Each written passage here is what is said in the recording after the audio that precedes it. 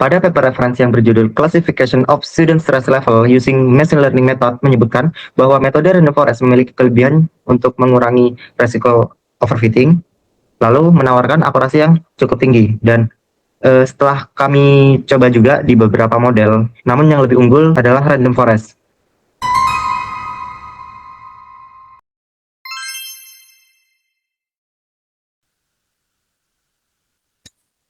Oke, Assalamualaikum warahmatullahi wabarakatuh. Sebelumnya, perkenalkan nama saya Yuda Caesar Maulana dengan NIM 2304111000057 dan Perkenalkan nama saya Sultan Abdurrahman dengan NIM 23191. Oke, pada video kali ini kita akan membahas mengenai prediksi tingkat stres mahasiswa menggunakan metode machine learning random forest. Oke, next. Oke, sebelum masuk ke video inti, sebelumnya terdapat penelitian terdahulu yang menggunakan dataset yang sama dari Kaggle, yaitu dengan judul penelitian Classification of Student Stress Levels Using Machine Learning Method, dengan penulis Kadir Kanyelar sebagai penulis 1 dan Selim Surujo sebagai penulis 2. Nah, di sini penulis menggunakan 3 metode, yang pertama logistic regression, yang kedua random forest, yang ketiga XGBoost. Dan di paper ini mengatakan bahwasanya logistic regression memiliki akurasi yang tinggi daripada kedua metode.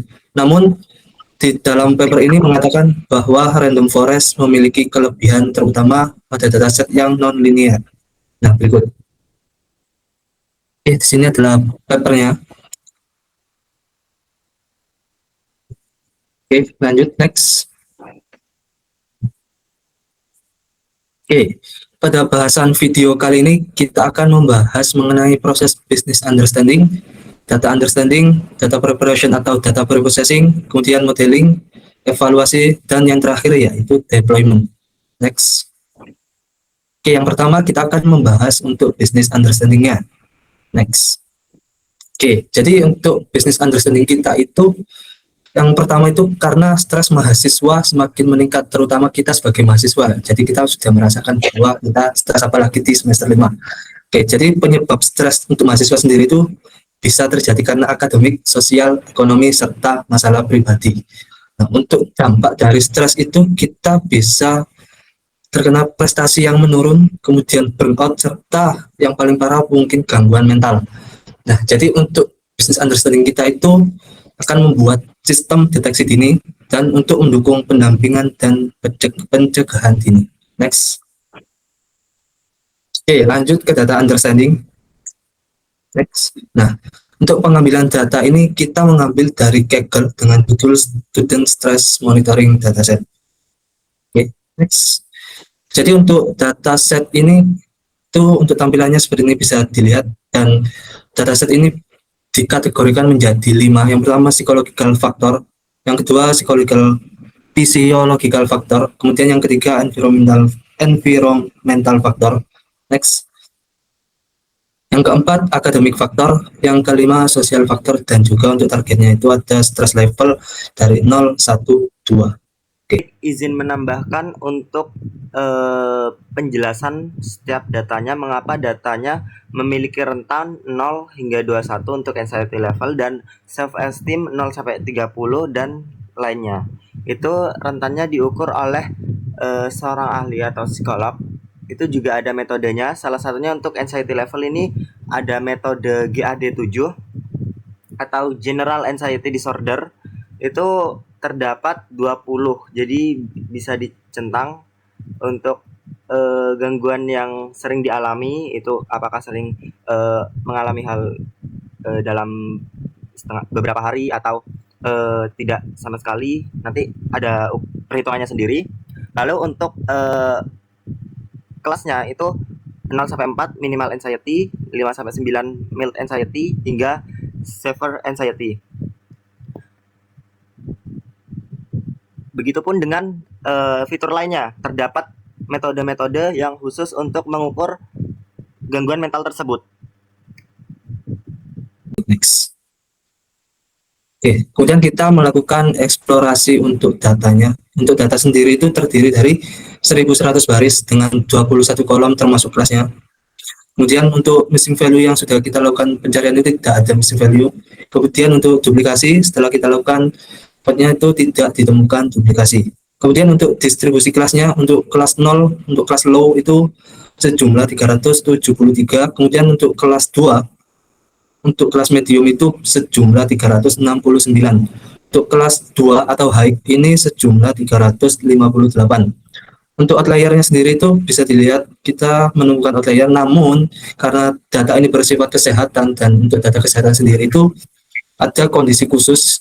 Jadi kita untuk etikanya untuk data kesehatan ini nggak bisa dilakukan data sintetik. Jadi kita nggak melakukan penanganan untuk kedepannya. Oke, next. Oke, untuk statistik datanya sendiri kita melakukan untuk yang pertama itu untuk code, kemudian main atau rata-rata, standar deviasi, kemudian nilai minimal dari 25%-nya 50% dan 75% serta nilai maksimal dan minimal. Oke, next.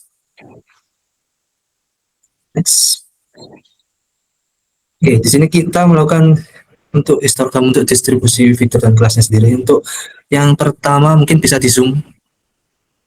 Ya, jadi untuk fitur yang pertama untuk anxiety level, untuk sumbu X itu menandakan nilai dari fiturnya. Kemudian untuk sumbu Y ini jumlah dari fiturnya itu. Oke, untuk yang lainnya juga bisa dilihat. Oke, next. Jadi untuk sumbu X dan sumbu Y ini menandakan fitur yang ada di dalam dataset. Untuk contohnya, fitur di sumbu X untuk anxiety level dan fitur untuk sumbu Y anxiety level ini menunjukkan nilai di angka 1 karena mereka ini fitur yang sama. Jadi mereka pasti mempunyai nilai yang sama. Jadi untuk kemiripannya pasti di angka 1. Kemudian untuk contoh yang kedua, untuk fitur anxiety level dan untuk sumbu Y self esteem menunjukkan nilai di minus 0,67, jadi di bawah 0, jadi menunjukkan tidak ada, hampir jauh dari kata korelasi yang ada. Oke, next. Oke, kita lanjut ke data preparation atau data preprocessing. Next. Oke, jadi kita tidak melakukan outlier karena ini data kesehatan atau data yang ada etikanya, tidak boleh dilakukan sintetik atau pembuatan atau pengolahan data yang buatan. Kemudian untuk missing value karena tidak ada, jadi tidak dilakukan penanganan. Kemudian untuk balancing data karena data sudah seimbang untuk kelas 0, 1, dan 2, jadi tidak perlu balancing data. Kemudian untuk normalisasi karena kita akan menggunakan metode random forest yang tidak memperhatikan skala nilai, jadi kita tidak perlu melakukan normalisasi. Kemudian kita melakukan splitting data dengan data trend sebesar 80%, kemudian untuk data test 20%. Jadi untuk data trend itu sejumlah 880 baris dan untuk data test sejumlah 220 baris. Next. Oke, untuk kita serahkan ke Sultan. Baik, untuk proses modeling, saja modeling yang kami gunakan adalah random forest. Pada paper referensi yang berjudul Classification of Student Stress Level Using Machine Learning Method menyebutkan bahwa metode random forest memiliki kelebihan untuk mengurangi resiko overfitting, lalu menawarkan akurasi yang cukup tinggi. Dan setelah kami coba juga di beberapa model, namun yang lebih unggul adalah random forest. Dan juga model random forest dipilih karena sifat dataset yang non-linear. Nah, untuk konsep random forest sendiri adalah assembly learning berbasis decision tree. Jadi setiap tree dilatih menggunakan sampel data acak atau bootstrap, lalu subset fitur acak pada tiap split, lalu prediksi akhir diperoleh melalui voting mayoritas dari seluruh tree. Lalu untuk konfigurasi model, saya menaruh n estimator atau pohonnya itu 200 dan kedalamannya itu 15, max dip-nya dan min sample split-nya 5 dan min sample lip-nya 2. Lalu fitur max fiturnya itu SQRT atau akar, lalu random state-nya 42 dan njobs-nya 1. Untuk strategi evaluasi menggunakan 5-fold cross validation dan matrik yang digunakan adalah F1 score macro. Dipilih karena menggabungkan antara precision dan recall. Untuk evaluasi, Hasil evaluasi dari klasifikasi yaitu mencapai 90 dan precisionnya 90 juga, serta recall dan F1 score juga memiliki akurasi 90%. Untuk rata-rata makronya itu 91 dan bobot dari rata-ratanya 91 juga. Dengan support 72, 74 untuk kelas 1 yaitu 74, kelas 2 72 dan kelas 3 maaf, kelas 0 74, kelas 1 72 dan kelas 2 74. Lalu untuk precisionnya sendiri itu untuk kelas 0 90, kelas 1 94 dan kelas 2 88. Dan selanjutnya dapat dilihat pada gambar tersebut. Lalu untuk hasil evaluasi klasifikasi yang kami lakukan, di sini terdapat true positif yang cukup banyak, yaitu untuk kelas 1 untuk prediksi true positifnya 66, untuk kelas 0 66, lalu kelas 1 67 dan kelas 2 67. Lanjut untuk fitur importance, kami mengurutkan fitur mana yang lebih penting di pemodelan tersebut. Lalu untuk deployment, kami mendeploy aplikasi tersebut pada link berikut. Mungkin bisa kita akses.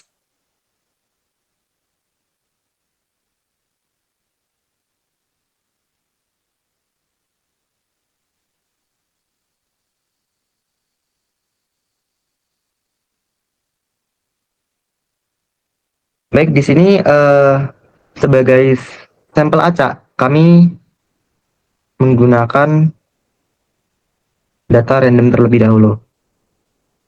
Lalu, setelah kami memilih,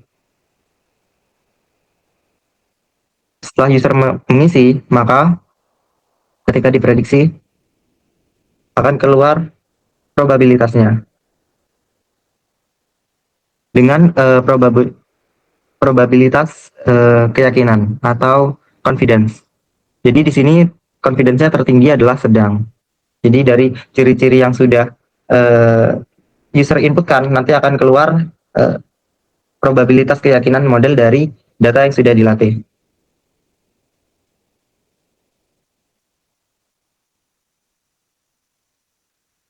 Baik, mungkin bisa dilanjut ke code-nya. Oke, untuk code dari data understanding. Jadi kan kita menggunakan data dari Kaggle. Sebelumnya kita melakukan pengambilan dari library dari Kaggle Hub. Jadi kita melakukan pip install dulu untuk Kaggle Hub-nya. Kemudian setelah itu kita melakukan pengambilan, kita melakukan pembuatan dan dijadikan ke dalam file CSV. Seperti itu, oke. Selanjutnya. Nah, setelah sudah mendapatkan file CSV, kita lakukan load untuk menampilkan datasetnya. Jadi bisa dilihat seperti ini, terdiri dari 21 kolom, dari 20 fitur dan satu kelas stress level. Oke, next. Jadi kita seperti yang sudah dijelaskan tadi melakukan eksplorasi datanya. Disebutkan bahwa di sini tuh untuk data barisnya itu 1100 dan untuk kolomnya itu 21. Dan untuk nama fiturnya sendiri bisa dilihat pada outputnya.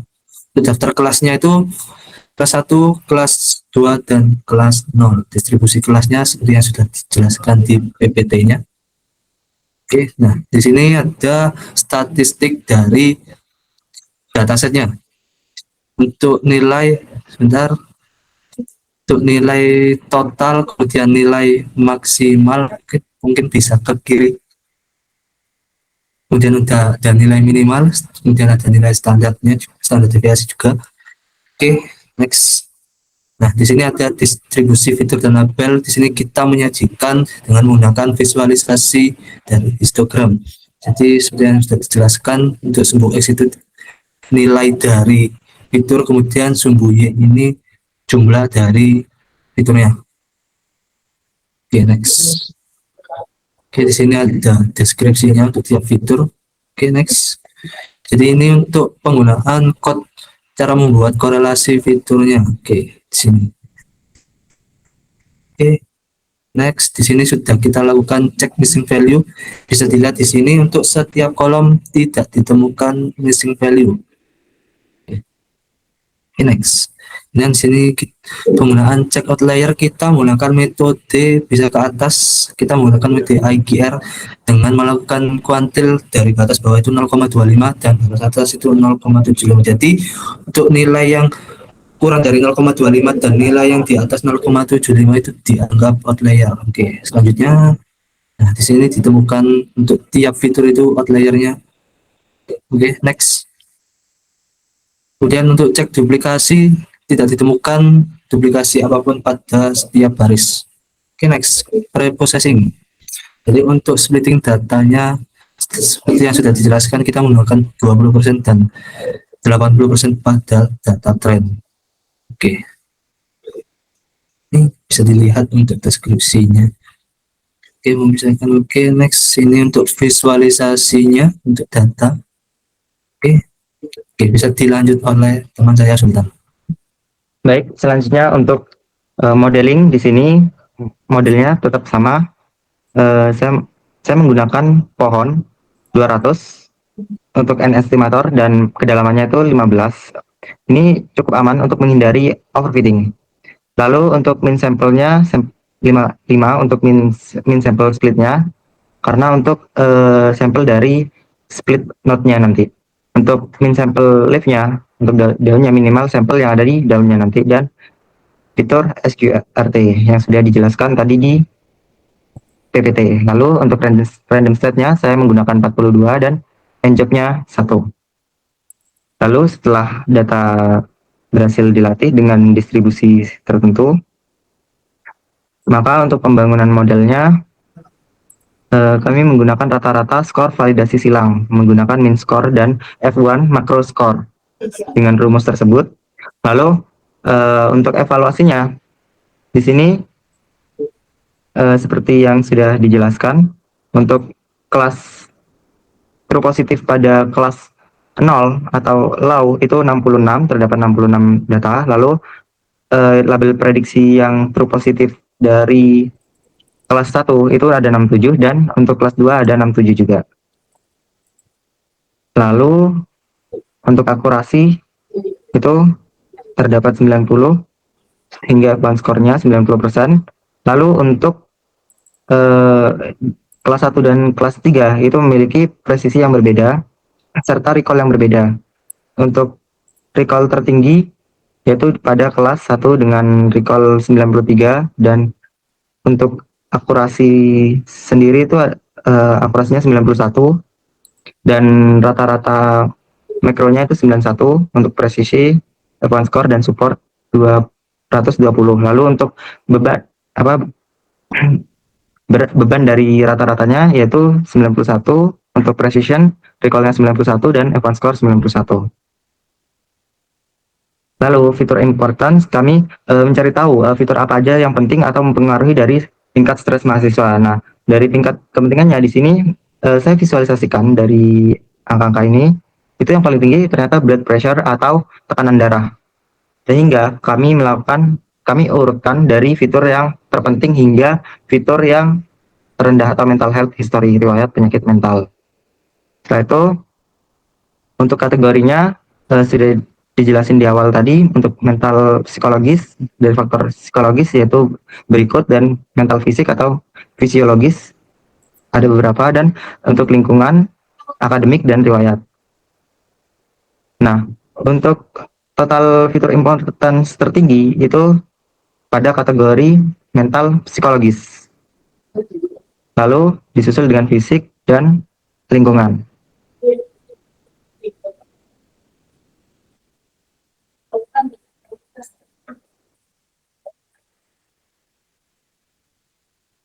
Baik, mungkin cukup itu yang dapat kami sampaikan. Kurang lebihnya mohon maaf jika terdapat kesalahan kata dalam pengucapan.